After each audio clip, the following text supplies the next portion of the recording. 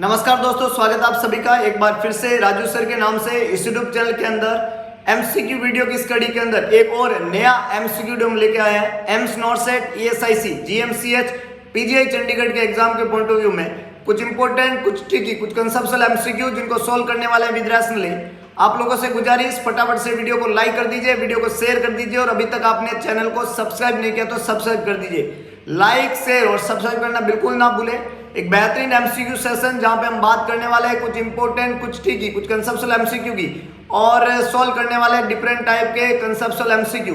तो वीडियो की शुरुआत करने से पहले एक छोटी सी इंफॉर्मेशन आप लोगों के लिए, मैं इंफॉर्मेशन आपको प्रोवाइड कर रहा हूं, आप लोगों को इंफॉर्मेशन कई लोगों तक पहुंचानी है। इसके अलावा आपको इस वीडियो और इस चैनल को भी कई लोगों तक शेयर करना है, क्योंकि मददगार बने, लोगों को पता चलना जरूरी है और ये पता चलाने का जरिया आप लोग हैं। तो इंफॉर्मेशन क्या है? ये है नोवल नर्सिंग इंस्टीट्यूट की तरफ से information.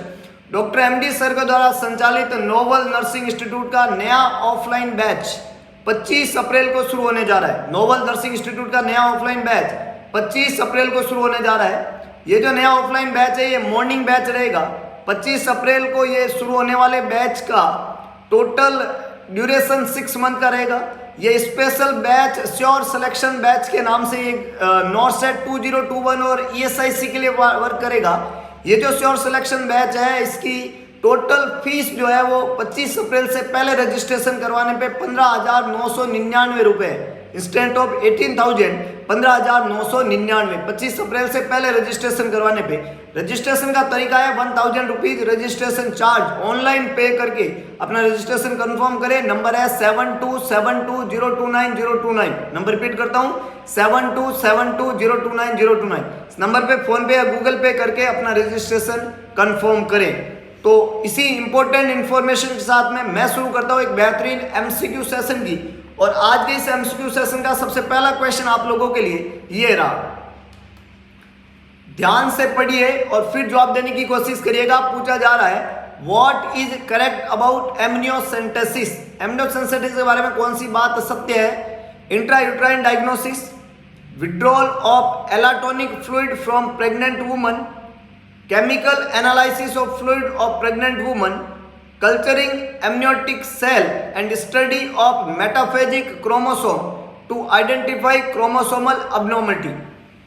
Which is the correct one? What is the correct about amniocentesis? जवाब लिखिएगा। Which is the correct one? Which is the correct one? बहुत बढ़िया। Which is the correct one? जवाब लिखिएगा। What is the correct about amniocentesis?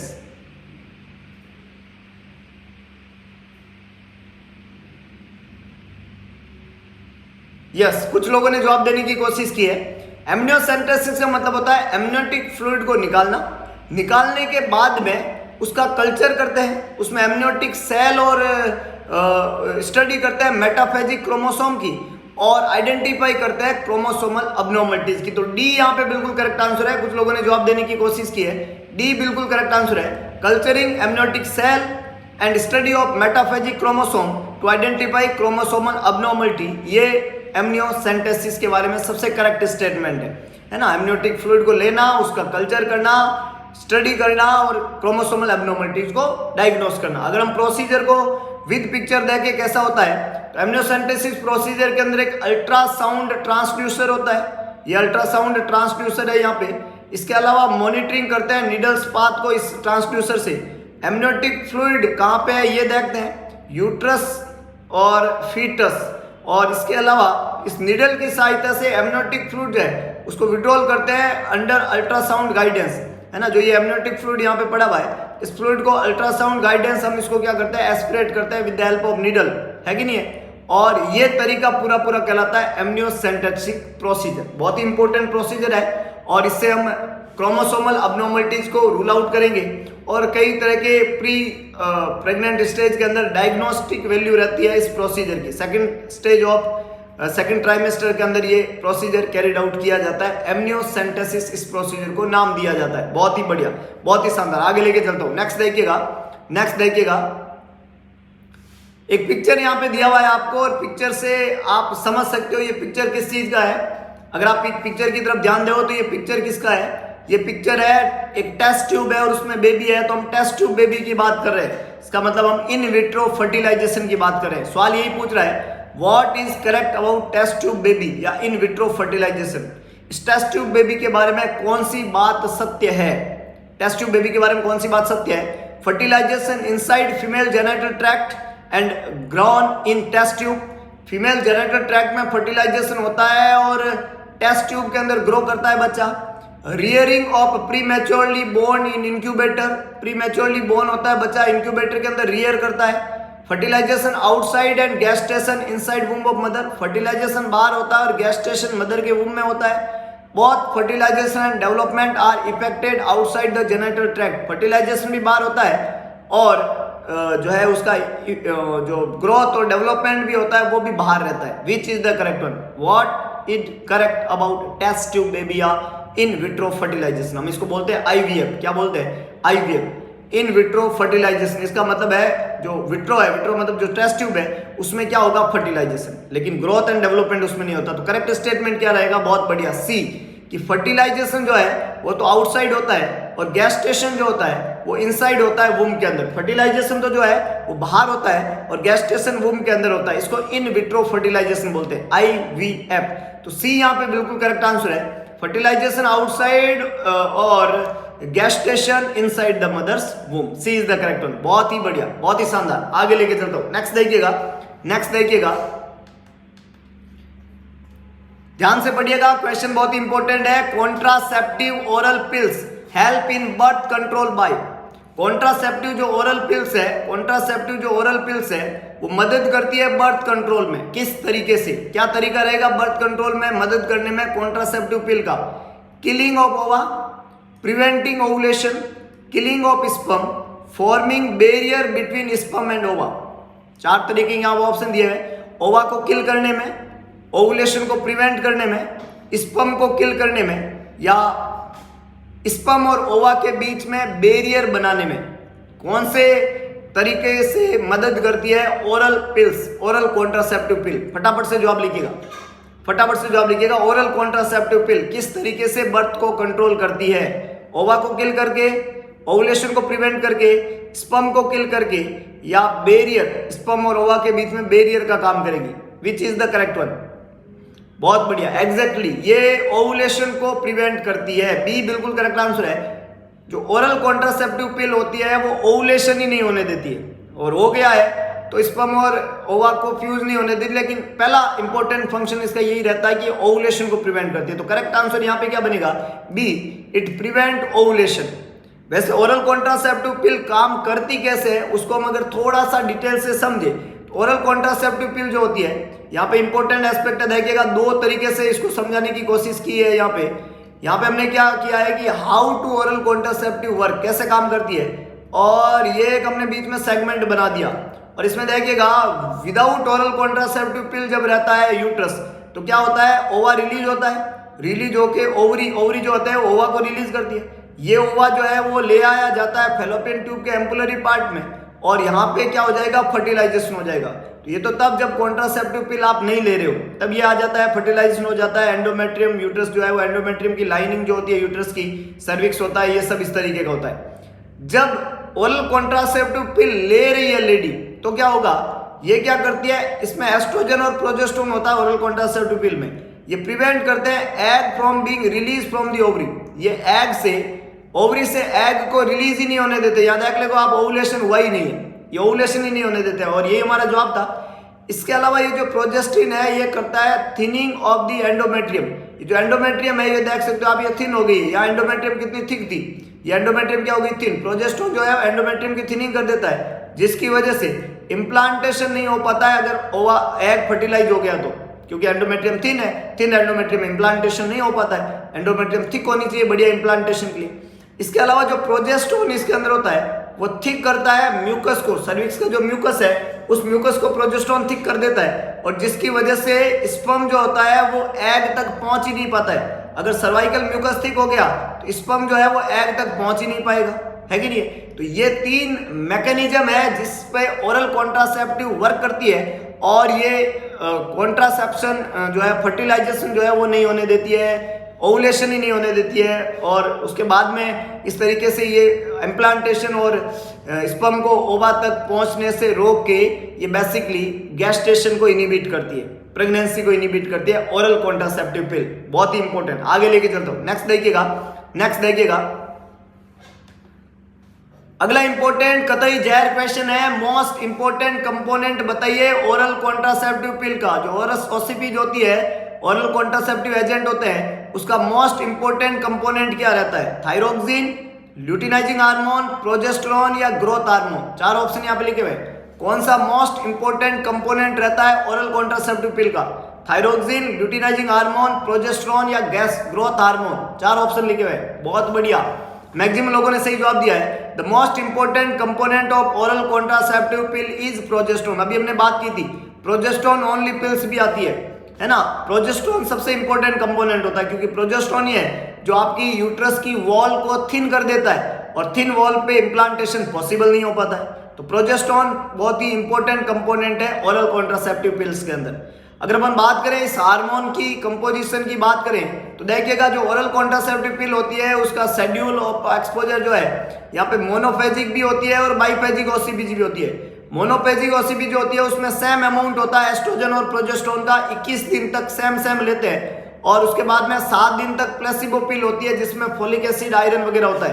तो ये जो 7 tablet आपको दिख रही है ये फोलिक एसिड, आयरन की होती है। ये प्लेसिबो इफेक्ट होता है। प्लेसिबो का मतलब होता है कि भ्रमित करने वाला। जैसे किसी मरीज को जो सोमेटिक पेन होते हैं, है ना, साइकोजेनिक पेन होते हैं, मेरे को बहुत दर्द हो रहा है, हम डिस्टिल वाटर का इंजेक्शन लगाते हैं, उसका दर्द गायब हो जाता है। ये प्लेसिबो पिल्स कहलाती है, प्लेसिबो इफेक्ट कहलाता है। ऐसी 7 प्लेसिबो पिल होती है और 21 हार्मोनल पिल होती है, और उनका अमाउंट जो है सेम रहता है एस्ट्रोजन प्रोजेस्टिन का। ये मोनोफेजिक ओसीपीज कहलाती है। दूसरी ओसीपीज होती है बाइफेजिक और ट्राइफेजिक ओसीपीज।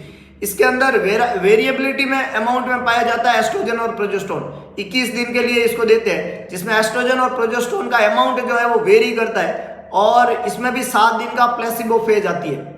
तो 21 दिन की हार्मोनल टैबलेट और 7 दिन का आयरन फोलिक एसिड का टैबलेट, और ये जो 7 दिन का ये प्लेसिबो इफेक्ट है। 21 दिन का ये हार्मोनल टैबलेट जिसमें एस्ट्रोजन और प्रोजेस्टेरोन होता है, और ये दिया जाता है ओरल कॉन्ट्रासेप्टिव पिल में। और ओरल कॉन्ट्रासेप्टिव पिल ओवुलेशन को ही नहीं होने देती है, ओवुलेशन को इनिबिट करती है। अगर हो गया है तो सर्विक्स की को थिन करके इम्प्लांटेशन नहीं होने देगी, और स्पर्म को जो सर्वाइकल सिक्रेशन है उनको थिक करके स्पर्म को पहुंचने से रोकेगी। ये तरीके होते हैं ओरल कॉन्ट्रासेप्टिव पिल के फंक्शन करने के। और 2 तरह की होती है, मोनोफेजिक, बाइफेजिक, इन दोनों को आपको याद रखना है। प्लेसिबो टैबलेट 7 होती है, 21 टैबलेट जो होती है सेम अमाउंट है तो मोनोफेजिक कहलाती है, और अलग अलग वेरिएबल अमाउंट है तो बाइफेजिक ओसीपीज कहलाती है। ओरल कॉन्ट्रासेप्टिव पिल फॉर्मुलेशन और शेड्यूल, ये दोनों चीजें हमने यहाँ पे पढ़ी। आगे लेके चलते हैं। नेक्स्ट देखिएगा एक और कतई जहर क्वेश्चन है। The partogram is a tool used to monitor labour. Partogram वो टूल है जिससे आप किसको मॉनिटर करते हैं? लेबर को मॉनिटर करते हैं। The maternal parameter measure and monitor are the following. जो मदर के पैरामीटर है वो कौन कौन से होते हैं? एक को छोड़ के। जब आप पार्टोग्राम यूज करते हैं तो मैटरनल पैरामीटर कौन कौन से मेजर या मॉनिटर करते हैं? एक को छोड़ के। फर्स्ट है vital sign, maternal vital sign. Second है maternal fluid intake and output. Third है यूटेराइन कॉन्ट्रैक्शन, और फोर्थ है सर्वाइकल डायलेटेशन।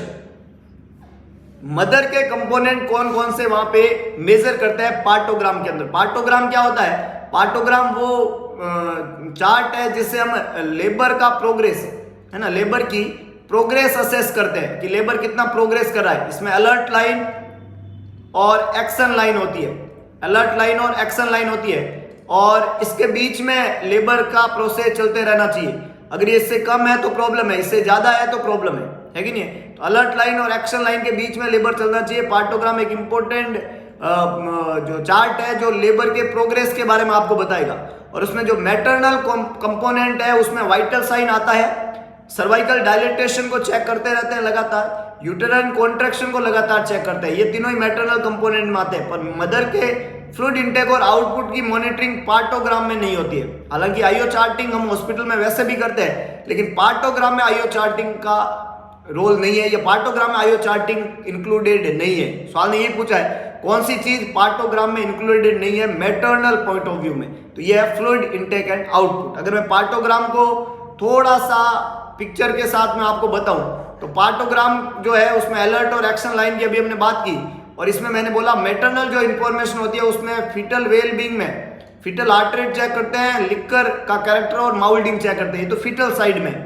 लेबर की प्रोग्रेस हो रही कि नहीं हो रही है, तो मदर के डायलेटेशन, डिसेंट और यूट्राइन कॉन्ट्रैक्शन, तो ऑप्शन में डायलेटेशन भी था, सर्वाइकल डायलेटेशन और यूट्राइन कॉन्ट्रैक्शन था, ये दोनों चीजें चेक करते हैं इसके अंदर। इसके अलावा दवाई देखते हैं ऑक्सीटोसिन और पेन रिलीफ मेडिकेशन को, तो यही मैटरनल वेलबींग में मदर के वाइटल्स चेक करते हैं, मदर के वाइटल्स चेक करते हैं, यूरिन एल्ब्यूमिन और ग्लूकोज एसीटोन चेक करते हैं। हाँ, आउटपुट देखते हैं पर इनटेक नहीं देखते, तो यूरिन आउटपुट चेक किया जाता है, वहां लिखा है फ्लूइड इनटेक एंड आउटपुट, तो ये पूरा हिस्सा पार्टोग्राम का नहीं है, इनटेक का कोई संबंध नहीं, आउटपुट जरूर देखते हैं, लेकिन वाइटल सबसे इंपॉर्टेंट कंपोनेंट है। सर्वाइकल डायलेटेशन और कॉन्ट्रैक्शन बहुत इंपॉर्टेंट है, तो ये पार्टोग्राम में चेक किया जाता है। अलर्ट लाइन और एक्शन लाइन, दो लाइन पार्टोग्राम में देखने को मिलती है। इंपॉर्टेंट एस्पेक्ट है पार्टोग्राम, लेबर के प्रोग्रेस के बारे में बताएगा पार्टोग्राम।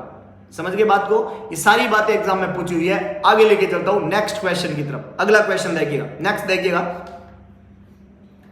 सवाल आपसे पूछ रहा है at what stage of labour is the mother advise to bear down, labour के कौन से स्टेज में मदर को बियर डाउन एडवाइस किया जाता है, bear down, when the mother feel the pressure at the rectal area, during the uterine contraction, in between uterine contraction to prevent uterine rupture, anything the mother feel like bearing down. चार option यहां पे लिखे हुए।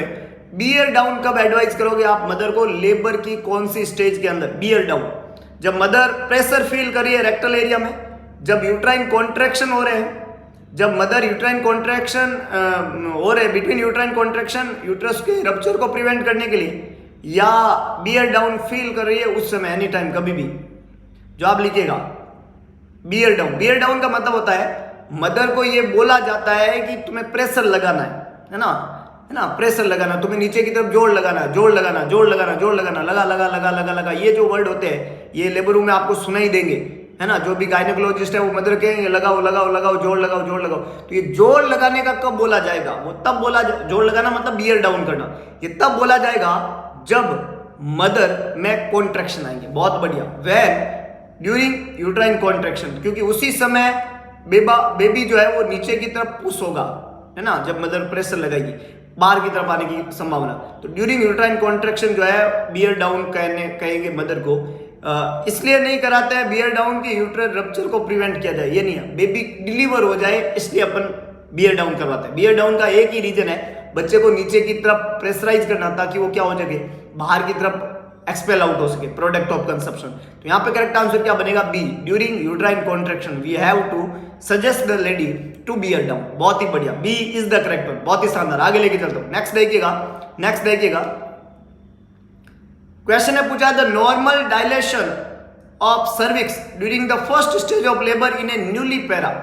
Newly para में first stage of labour में cervical dilatation का normal तरीका क्या है, 1.2 centimetre per hour, 1.5 centimetre per hour, 1.8 centimetre per hour या 2 सेंटीमीटर पर आवर। चार यहां तरीके दिखे हुए हैं।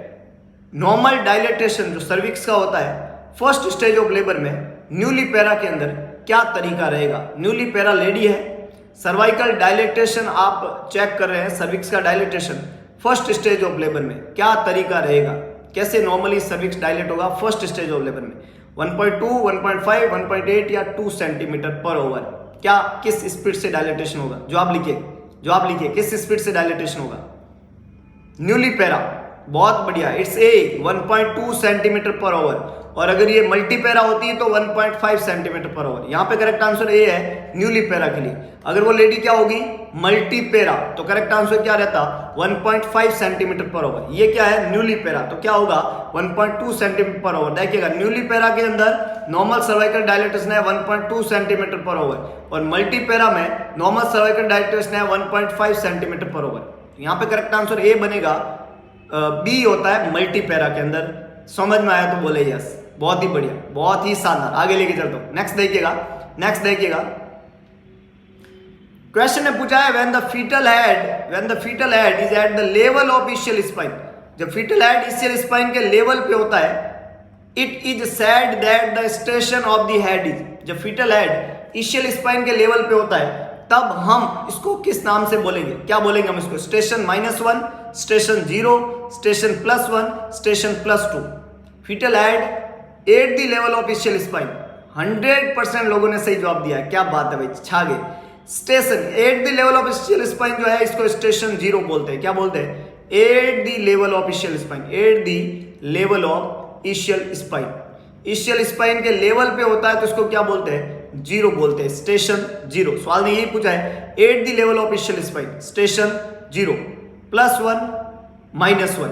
इशियल स्पाइन से ऊपर या इशियल स्पाइन से नीचे जो भी रहेगा वो हम देंगे, लेकिन eight the level of ischial spine हो तो क्या बोलेंगे? Station 0, eight the level of ischial spine. बहुत ही बढ़िया, बहुत ही शानदार। आगे लेके चलता हूं। नेक्स्ट देखिएगा, क्वेश्चन पूछा जा रहा है, during an internal examination the nurse palpate the posterior fontanelle to be at the left side of the mother at the upper quadrant. जब आप इंटरनल एग्जामिनेशन कर रहे हो तो आप देख रहे हो कि आप पाल्पेट कर रहे हो पोस्टीरियर फ्रंटनले को, और ये आपको मिल रहा है left side of the mother at the upper quadrant, है ना। मदर के जो पेल्विस है ना, मदर का जो पेल्विस है उस पेल्विस के लेफ्ट साइड के अंदर, पेल्विस के लेफ्ट साइड के अंदर, ये राइट साइड है, ये लेफ्ट साइड के अंदर अपर क्वाड्रेंट के अंदर आपको मिल रहा है क्या? बच्चे का पोस्टीरियर फ्रंटनल।